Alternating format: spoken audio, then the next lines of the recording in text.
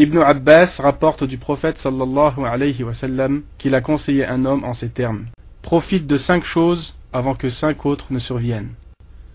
De ta vie avant que ta mort ne survienne, de ta bonne santé avant que tu ne tombes malade, de ton temps libre avant d'être occupé, de ta jeunesse avant que ta vieillesse n'ait lieu, de ta richesse avant d'être touché par la pauvreté. La santé et le temps libre font partie des choses dont le prophète sallallahu alayhi wa sallam nous a commandé de faire bon usage. De ta bonne santé avant que tu ne tombes malade, de ton temps libre avant d'être occupé. Ainsi, la bonne santé est une couronne posée sur la tête des bien portants que seuls les malades perçoivent. Et le temps libre est un trésor pour qui le détient, chose perçue que par les personnes débordées d'activités qui ne trouvent plus un moment pour eux. Profite de ta bonne santé avant que la maladie ne survienne. Profites-en, non dans les tentations de ce monde, mais dans l'adoration de ton Seigneur, par l'accomplissement de bonnes actions. Profite donc, ô serviteur d'Allah, de ta santé, et utilise-la pour jeûner le jour, prier la nuit, aller à la mosquée, voyager à la recherche de la science, être bon envers ses parents, son conjoint et ses enfants, faire preuve de générosité aux gens qui t'entourent, notamment les pauvres. Profite de cela avant d'être éprouvé par la maladie. Tu désireras alors jeûner, mais tu ne le pourras plus. Tu voudras prier debout, mais tu n'en auras plus la force. Tu tenteras d'aller à la mosquée, mais tes jambes failliront. Tu voudras faire du bien à tes parents, mais ils seront déjà décédés. Et tu regretteras alors les jours passés, où tu étais capable de faire tout cela, mais tu l'as délaissé. Remplis donc ton temps libre avec ce qui te sera bénéfique le jour de la résurrection parmi les bonnes actions, avant d'être occupé.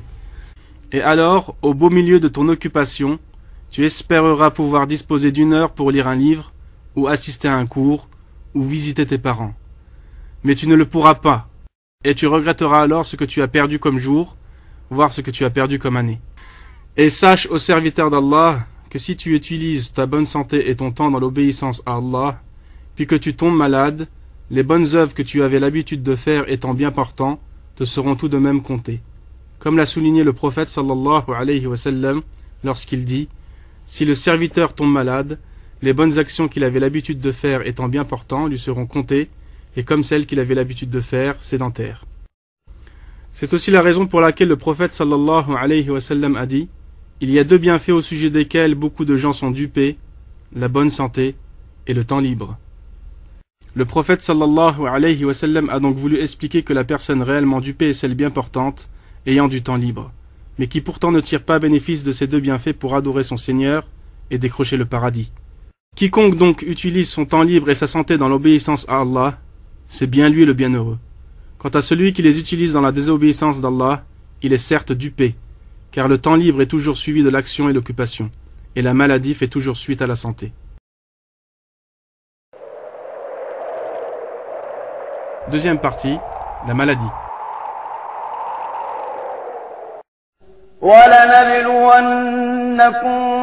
بِشَيْءٍ مِّنَ الْخَوْفِ وَالْجُوعِ وَنَقْصٍ مِّنَ الْأَمْوَالِ وَالْأَنفُسِ وَالثَّمَرَاتِ وَبَشِّرِ الصَّابِرِينَ الَّذِينَ إِذَا أَصَابَتْهُم مُّصِيبَةٌ قَالُوا إِنَّا لِلَّهِ وَإِنَّا إِلَيْهِ رَاجِعُونَ.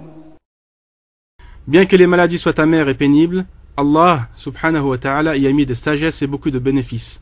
Certains les connaissent et d'autres ne les connaissent pas. D'où la parole suivante du messager d'Allah sallallahu alayhi wa sallam: l'affaire du croyant est étonnante. Tout ce qui lui arrive est un bien pour lui. S'il lui arrive une chose qui le réjouit et qu'il remercie, c'est un bien pour lui. Et s'il lui arrive un mal et qu'il patiente, c'est un bien pour lui. Et ceci n'est possible que pour le croyant. Urwa ibn Zubayr radiyallahu anhu se plaignit de la gangrène. On le lui coupa alors de son genou tout en étant silencieux sans crier. Et la même nuit, un parmi ses fils tomba d'un toit et mourut. Urwa dit alors: ô mon Seigneur, louange à toi. Ô mon Seigneur, louange à toi. Ils étaient 7. Tu as pris un parmi eux, et tu m'en as laissé 6. J'avais 4 extrémités, les pieds et les mains. Tu m'en as pris une, et tu m'en as laissé 3 autres. Certes, même si tu prends, c'est toi qui as donné, et même si tu éprouves, tu m'as aussi octroyé la bonne santé. Le prophète sallallahu alayhi wa sallam a dit également: aucun musulman ne subit un mal comme la maladie ou autre, sans qu'Allah efface ses péchés comme l'arbre perd ses feuilles. Les douleurs sont souvent une purification qu'Allah envoie par sa sagesse aux vrais croyants, afin de leur soustraire ce par quoi leur esprit est captivé parmi les plaisirs de ce monde. Et il se peut qu'un mal se révèle utile. Combien d'épreuves difficiles se sont révélées être un don et une miséricorde qui nous permettent de voir plus clair et de nous repentir avant la mort. Chers frères et sœurs, et pour tous ceux qui ont entendu ces paroles, chacun d'entre nous doit se poser cette question. Puis-je affirmer sans aucune hésitation que j'ai été reconnaissant envers Allah pour les bienfaits qu'il m'a donnés, qui sont la bonne santé et le temps libre? Soyons honnêtes et acceptons nos erreurs et essayons d'aller de l'avant, pour que notre reconnaissance soit réellement effective et concrète. Les pieux prédécesseurs avaient compris cela jusqu'à un tel point qu'il est rapporté que si on leur disait que l'ange de la mort venait pour leur ôter la vie, ils ne pouvaient rien rajouter à ce qu'ils accomplissaient habituellement. Chers frères et sœurs, que la course aux richesses ne vous distrait pas jusqu'à ce que vous visitiez les tombes. Comme Allah le Très-Haut dit: يا أيها الذين آمنوا لا تلهكم أموالكم ولا أولادكم عن ذكر الله ومن يفعل ذلك فأولئك